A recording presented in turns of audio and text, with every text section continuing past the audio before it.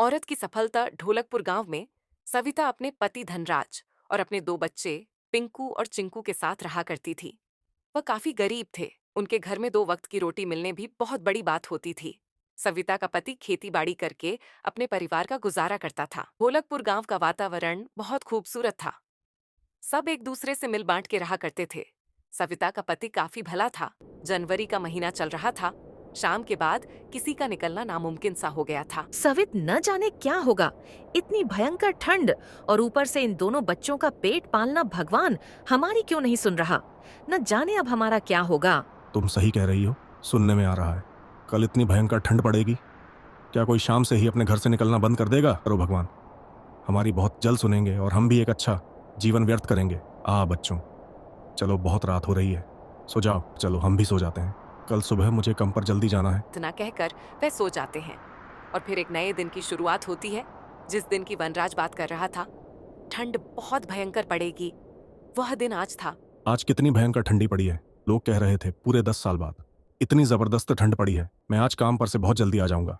तुम फिक्र मत करो और अपना और बच्चों का ख्याल रखना। मैं जल्द ही वापस आऊंगा। उस दिन गांव में इतनी भयंकर ठंड पड़ी थी कि लोग कह रहे थे, अरे भाई, ऐसा लग रहा है आज तो भगवान हमारी जान ही ले लेगा। इतना जबरदस्त ठंड पहली बार पड़ी है पिछले 10 सालों में। है घर से बाहर निकलना तो बहुत दूर की बात है। आज तो मेरा काम पर जाने का भी दिल नहीं कर रहा।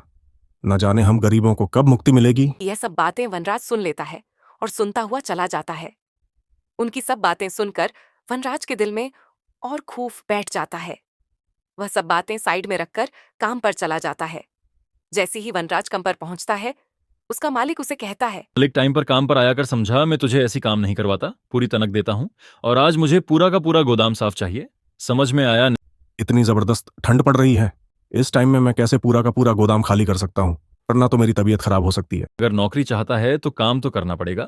अगर तूने आज के आज को दम खाली नहीं कर या फिर तूने मना कर दिया, तब तुझे कल से कम पर आने की कोई जरूरत नहीं है। सोच ले, या तो गोदाम खाली कर। अच्छा, चलिए ठीक है, मैं आपका सारा काम कर दूंगा आज। और मुझे आप नौकरी से मत निकालिए, मेरे दो छोटे छोटे बच्चे हैं।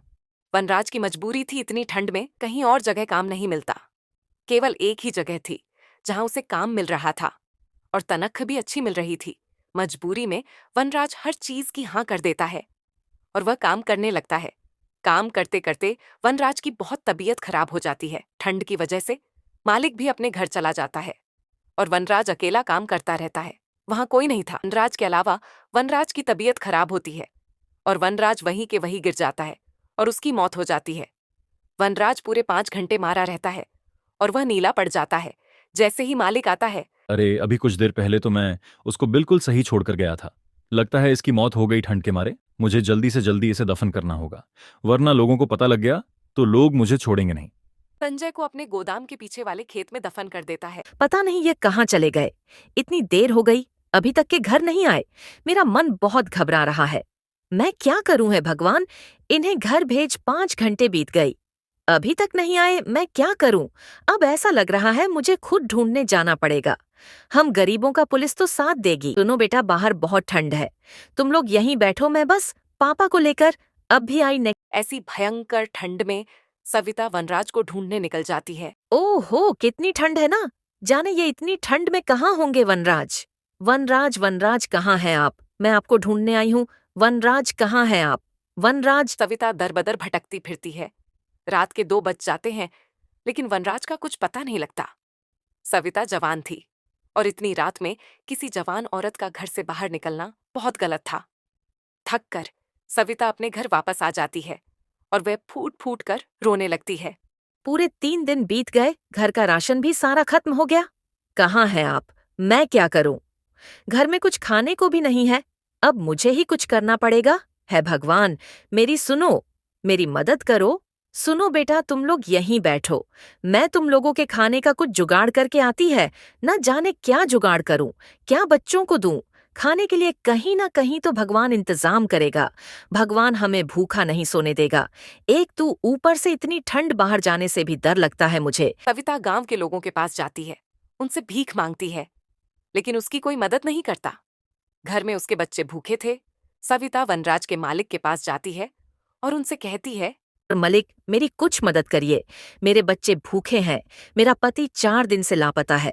वह आपके यहाँ काम करने आया था, उसके बाद पता नहीं उनका क्या हुआ।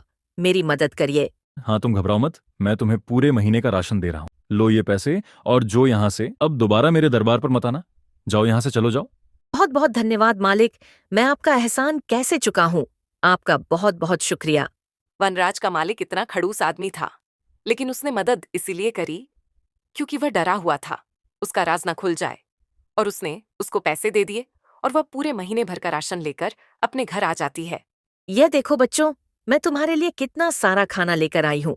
अब तुम फिक्र मत करो, आज मैं तुम लोगों को आलू के पराठे बनाई खिलाऊंगी।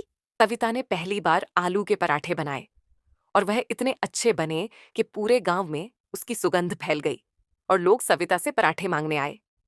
सविता दिल की काफी अच्छी थी, उसने सबको एक पराठा दिया। अरे वहां मेरे आलू के पराठे इतनी पसंद आए लोगों को कि लोग दूर दूर से मेरे आलू के पराठे खाने आए। रोशनी जी जो इतनी दूर रहती हैं, उन्हें मैं पराठे की खुशबू लगती है, वह मेरे पराठे खाने आए। क्यों ना मैं पराठों का एक ठेला शुरू करूं, क्या पता उससे मेरी कुछ आमदनी हो जाए। सविता आलू के पराठे का सामान और थैला लेकर आ जाती है अपने सोने की चेन बेचकर, और वह पूरे गांव में आलू के पराठे भेजना शुरू करती है। धीरे धीरे उसकी दुकान पर कस्टमर की लाइन लग जाती है और वह खूब सारे पैसे कमाना शुरू कर देती है। 2 महीने के अंदर अंदर उसकी दुकान एक काउंटर में बदल गई और उसके बच्चे अब पढ़ाई भी करने लगे। उसके पराठे इतने लजीज थे कि लोग दूर दूर से खाने आते थे।